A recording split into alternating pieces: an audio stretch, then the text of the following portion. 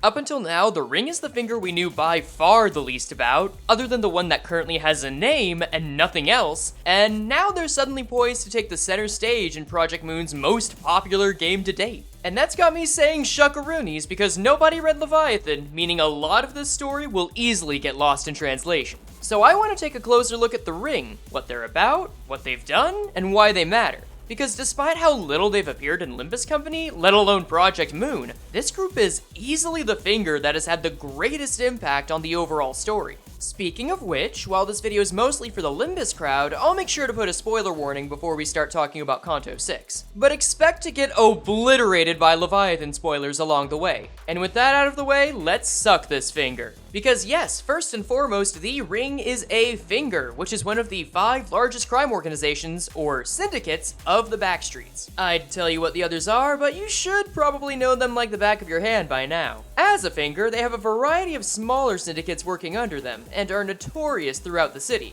And while every finger is unique in its own way, the Ring really owns that mentality.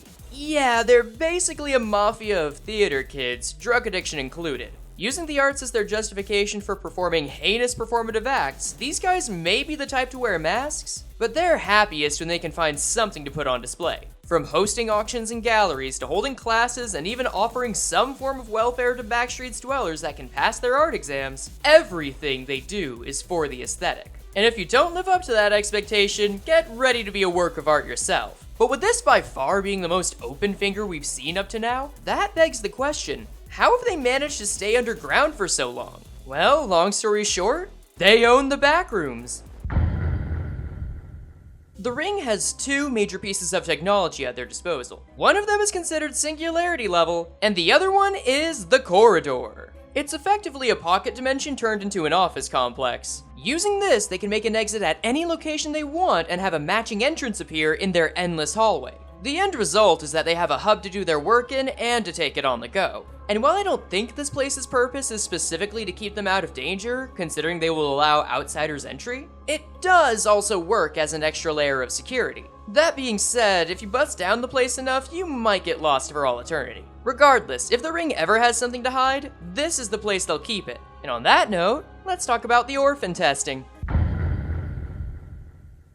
A large part of Leviathan revolves around Virgilius raiding the Ring's base to save some orphans. Having found a recording of what they were getting up to, the Ring came upon technology that was capable of connecting a person to their other selves from alternate dimensions, or as Limbus would call them, mirror worlds. Don't worry, we'll get to that soon enough. Using this technology, they were trying to find the right test subjects that could handle experiencing so many different lives at once. But whereas most of the orphans could handle just over 24 before literally refracting themselves into oblivion, Jumsoon, the man leading the research, wanted far, far more than that. Luckily for him, Virgilius's raid on their base would lead to Jumsoon both seeing and experiencing what holding that many identities together would be like. However, one of those examples was through a member of the raid coming at him with the literal rage and firepower of the Black Silence, and the other was just as much a victory for Carmen, so I don't know if Jumsoon can really take the dub here. But even if he can't, there are other parties more than happy to pick up the scraps he left behind. Because the Ring isn't the one that created the glass window they were using.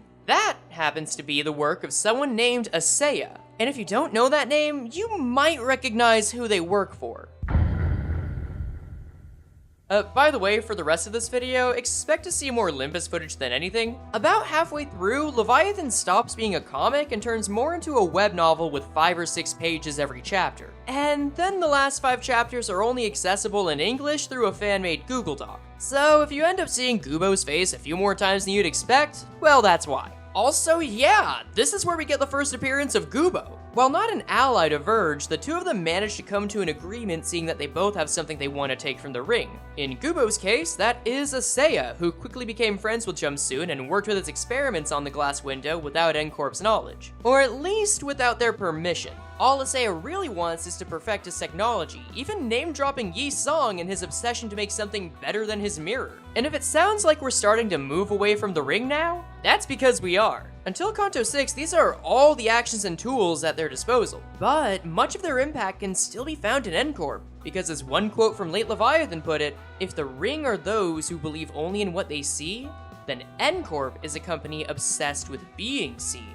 Limbus Company shows that much like how the ring took Asaya to work on their glass window, Corp took Yi-Song to work on the technology that it's based on, the mirror. And while Yi-Song would eventually escape from Corp by simply walking out, the place that he had left was also a corridor owned by that wing. It's not clear right now whether this is the same corridor that the ring owned or if one group stole it from the other at some point, but since Leviathan said that the ring owned a corridor and not the corridor, it's possible that they both happen to have their own. Hell of a coincidence, but what are you gonna do? Either way, for both a syndicate and a wing to share two pieces of technology on such a high level, it's safe to say that neither of them are fucking around. There are two differences worth mentioning though. The first is that while the ring wants to explore and experience all that the glass window offers, Corp seems bent on destroying those mirror worlds. There isn't a ton to go off of as to why yet, but I'd imagine it has to do with their own taboos and the whole culture of holding humanity to a certain standard.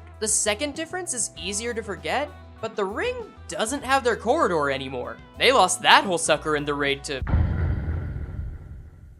The end of Leviathan shows Virgilius a broken mess, having taken down the ring, but being unable to save anyone in the process, minus one certain refracted orphan. And when the dust clears, a mob of fixers enter, led by none other than Faust. While that's where the story ends, we can fill in the gaps of what else happened afterward. Yi-Song went on with Faust to build the identity extraction engine, and Limbus would cannibalize the ring's corridor to be a part of Mephistopheles' back door. So, should they ever appear again, there's a good chance there's gonna be more bad blood than usual. And now, we've come to the last spoiler-free moment of the video. If you haven't got to this point in Canto 6, consider this your last warning. Now, I really like where we're going in Canto 6. The first thirds of each story so far have added some intrigue, but in Canto 4, I was just surprised by the scale of it all, while Canto 5 really wanted to explore some currently unheard of ideas with the lakes in the middle. And yet, everything since the Blade lineage story seems to be trying to pull all of the past works together in the Project Mooniverse. Yield My Flesh to Claim Their Bones wasn't just the most fun intervallo so far to me, but it roped in Distortion Detective, which felt like it was either forgotten or was going to get its own follow-up. And now Leviathan's joining the party, no less with the group that Virgilius has the most beef with. And yes, it's personal. But on to the actual events. Heathcliff's homecoming and sudden onset mourning was just delightful to witness. As someone who knows about the source material, or at least seen the movie, I was relieved to see that both Hindley and Linton were still extremely punchable. Beyond that, though, these pathetic soap opera men and Catherine were all caught up in a plan by the Ring. At least, I'm 90% sure that's the case. Let's start with first impressions. Right when the crew enters Wuthering Heights, Heathcliff is brought back in touch with his old syndicate boss, Matthew, a guy who proves that being a crime boss doesn't have to stop you from being a decent human being until the lights went out. Even though we haven't seen Matthew since the first lightning strike, we got to see signs that something was amiss. Between Hindley saying that his actual name was Matt, the reports that the dead rabbits were obliterated, and whoever the hell that's currently in the house is being basically refracted, there's a strong chance that the Matt we're going to meet is either from a mirror world or took some desperate measures after his crew's measured desecration. And on the topic of desperate, let's talk about Hindley. Because this man is a mess hell-bent on bringing everyone else down to his level. Case in point, him making a deal with Matthew to take the heights from Linton by letting the rabbits inside. We're not told the extent of how far inside the DR can go, yet, but considering they were taken in by the Ring, it's safe to say there's more to this than appreciating the architecture. But if you did, I don't think the Ring would complain at all, seeing as that's their work too. We were given some glimpses of Kathy being tech-minded in the flashbacks, which was a nice touch. So it holds water that once she gets ownership of Wuthering Heights, she would be willing to head the renovations, no matter how messy they are right now. Except, Kathy didn't head them. Linton outright said that he contracted the Ring to make changes to the manor without knowing what the hell he was doing. And I would call him stupid for that, but he also outright said he was a wife guy, so it makes sense the Ring would use that weakness to their advantage.